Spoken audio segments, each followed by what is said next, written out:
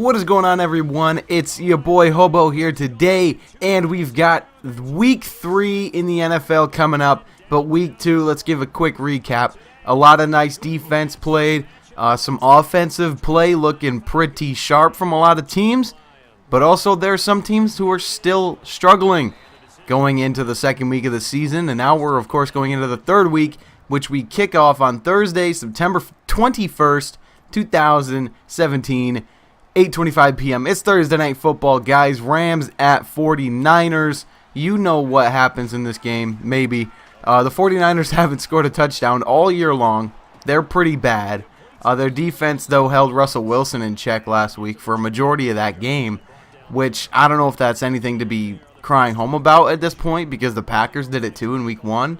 But look on the other side of the ball. The Rams played a good game week 1 against the Colts. Then they played good against the Redskins. It's just the mental errors, penalties, and then the defense didn't really step up in situations that they needed to. And they allowed the Redskins to win that game. I feel like the Rams had a good shot to win it, but they gave it away because of their own mistakes.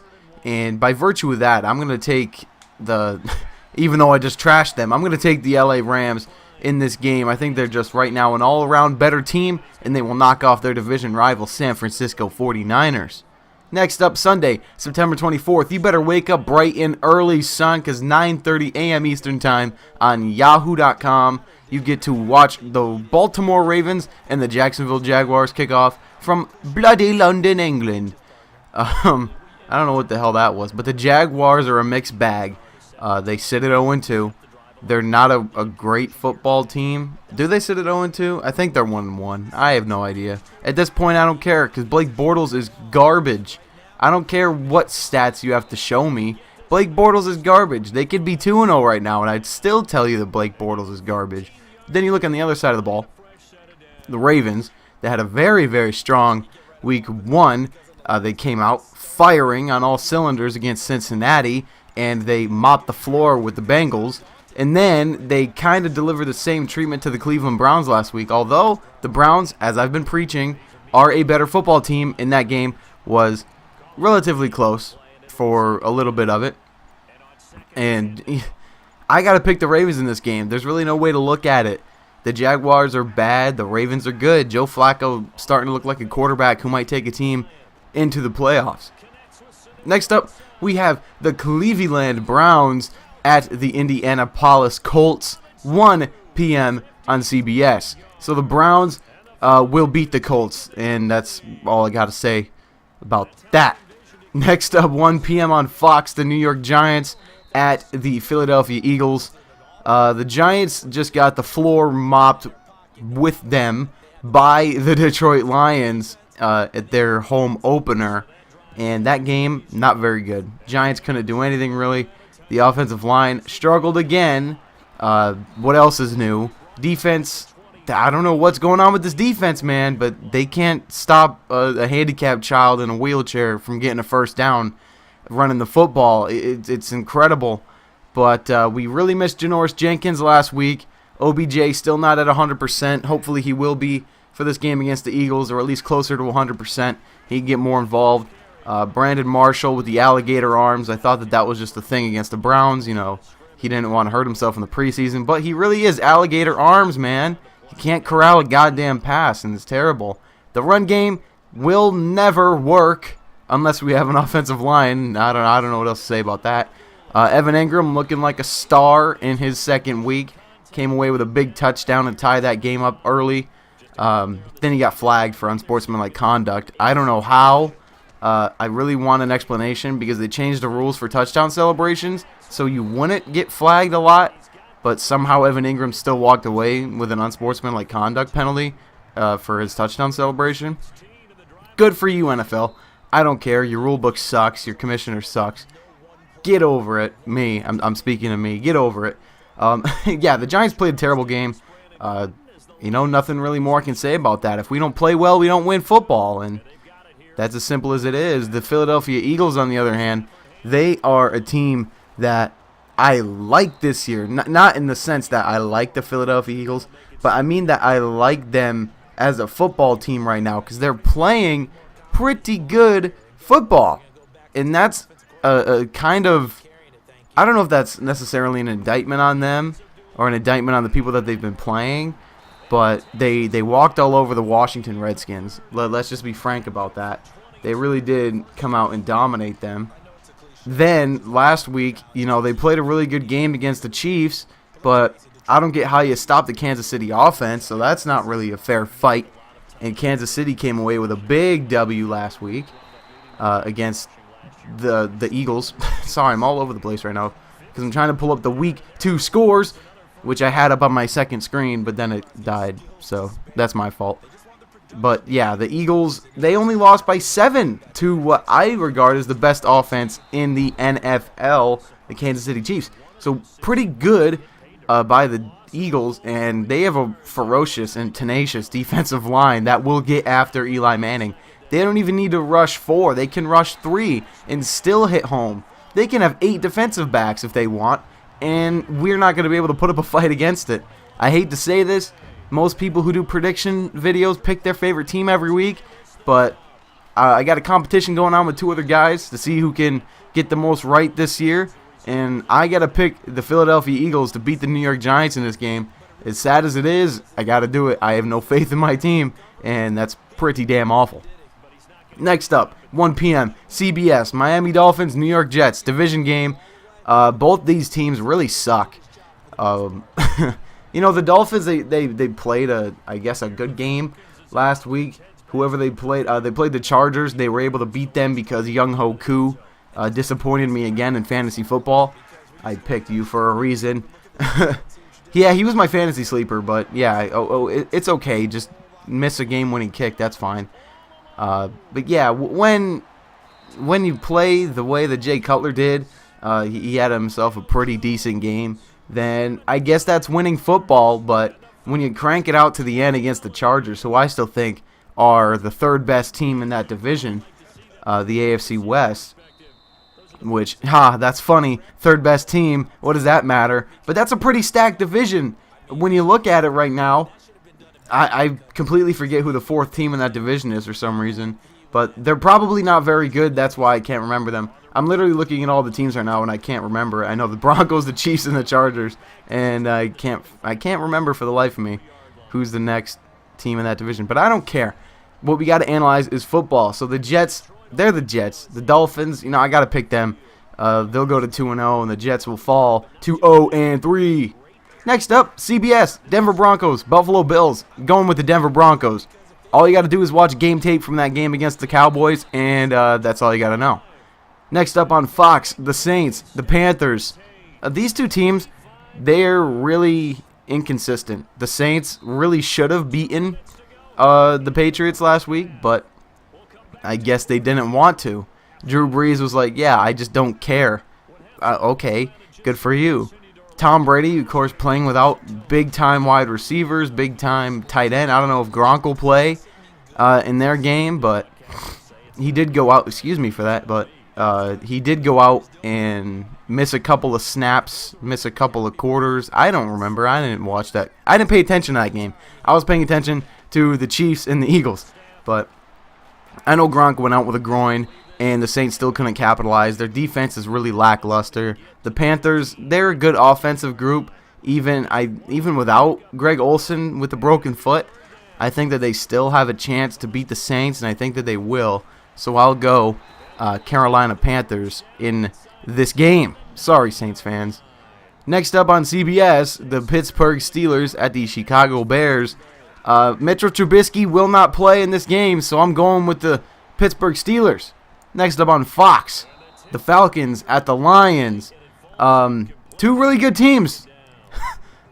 I don't know, man. I said it in the offseason. The Lions are going to be legit, and everybody was like, the Packers are so much better. I'm like, okay, we'll see when the season starts. One team is 2-0, and one is 1-1, and the team that's 2-0 is not the Packers.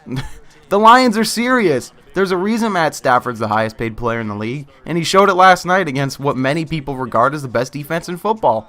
He picked apart the defense of the New York Giants. He recognized when a blitz was going to come off the edge and audible do a run, and picked up 5-6 yards on the ground.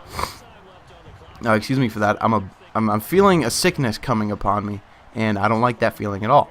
And that's why I keep going like, yeah, my bad. So the Lions, they're pretty good on offense. Ziggy Ansah, if he gets an offensive lineman the caliber of Eric Flowers for the Falcons, man, Ziggy Ansah is going to have Matt Stafford eating dirt all game long, and it won't be pretty. But this game, I think, is going to be very close. I think it's going to come down to a turnover.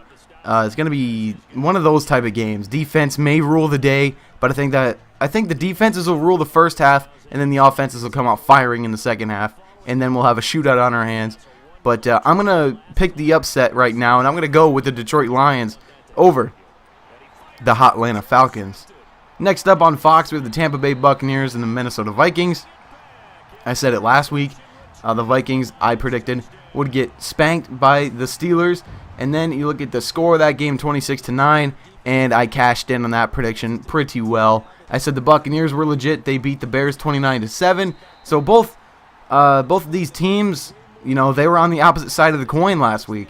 The Vikings got destroyed. The Buccaneers did the destroying. And the Buccaneers haven't had all that much practice time because of the hurricane down there in Florida. So, I don't know how, but the Buccaneers are a really good, really serious, really legit football team. And I feel like they go into Minnesota and they beat the Vikings. And I think that it's a two-score game at best by the time the clock hits triple zeros in the fourth quarter. So, Bucks over Vikes. Next up, CBS, Texans at Patriots. How many times have I seen the Texans play the Patriots in New England on CBS? How many times? I wish I could count on my head because it's been about 4,000. The Texans are a much better football team, I think, than they were last year, but they just cut Jalen Strong. I think that's who they cut. They cut one of their wide receivers, and they already have a practice squad tight end who's going to start. What the hell is going on in Houston, man? I feel bad for that offense. I feel bad for Deshaun Watson. And as good as I think the Texans are, I don't think there's a way they can stop Tom Brady and the Pats. So I think the Pats go to 2-1, and the Texans fall to 1-2. Is that the record? I don't know. Maybe they'll be 2-1. I don't know. That's a good question. I don't care. I only care about this 4:05 p.m. Eastern Time game on Fox between the Seattle Seahawks and the Tennessee Titans. Look, this might shock a lot of you guys, but I'm not going to break this down. I'm going to give you a simple answer. I'm picking the Tennessee Titans over the Seattle Seahawks. Plain and simple. Next up, 4:25 p.m. on CBS, we have the Cincinnati Bengals at the Green Bay Packers. I almost said Cleveland Bengals. How many times have I gotten the Bengals name wrong this year almost? But yeah, the Packers, as much as they have struggled the first 2 weeks, they really did kind of come out a little bit against Atlanta and score 23 points. So that's good. And if the Bengals can score a touchdown, then I think they're still going to lose because the Bengals are god-awful. Let's face it. I'd be surprised if they were able to move the ball at all against the Packers defense, who are a really good, really strong unit, really hard to move. And I feel like Andy Dalton will get wrecked a little bit against that defense. And I think Aaron Rodgers is going to have a good day. He's going to have a good game for himself, and I feel like he might go off skis and destroy some Bengal. So I'm picking the Green Bay Packers against the Cincinnati Cleveland Bengals. Next up, 4:25 on CBS as well, we have the Kansas City Chiefs at the Los Angeles Chargers. This is simple for me. I'm picking the Chiefs. There's no way the Chargers can slow them down. I mean, good God, that offense is frightening. It's frightening, man. Next up, 8:30 p.m. Sunday Night Football on NBC. The Oakland Raiders at the Washington Redskins. I almost said Tennessee Redskins. I don't know what the hell I'm looking at that makes me think these teams are something else. But Raiders, Redskins. The Raiders, of course, have a good defense and a fantastic offense. The Redskins have Kirk Cousins, and that's about all you got to know. Poor Redskins fans. They're going to fall to 1-2 on the season because the Raiders will advance to 3-0. Monday, September 25th, 8:30 p.m. Eastern Time on ESPN. Dallas Cowboys at Arizona Cardinals. So, the Cardinals, they look good. No, they didn't look good, I'm going to say, against the Colts. They had to win that game in overtime. Yeah. The Cowboys got dismantled up in Mile High. But I feel like the Cowboys are going to start righting the ship a little bit. I don't see a way the Arizona Cardinals win this game. And I'm going to pick the Dallas Cowboys to beat the Arizona Cardinals. So, guys, that's it. That's week 3, in my opinion, in the books. Clap, clap, chatter, chatter. Week over. If I get all the predictions right this week, I'm buying every one of my subscribers a pizza, which would cost me a lot of money. And also would require me to get all these games right. So, you better hope I do, because you'll get a personal pizza delivered to your door by me. Yeah, I'll deliver it to you, too. And I know I have some subscribers in, like, I have one subscriber in North Korea. Found that out. That was interesting. Pretty sure Kim Jong-un likes to learn about football. But, okay, that's weird. But, yeah, so I'll deliver each and every one of you guys a pizza if I get all my predictions right. And also, if you want to get that pizza, make sure to leave a like on this video. Drop a comment of your thoughts. And hit that subscribe button, because that's the #1 way to help out the channel. So thank you guys for watching. That's going to do it for me, your boy Hobo. And I will catch you guys the same place where I'm going to be next week, watching all these football games on my couch. That's where you should be too. And I will see you guys in week 4.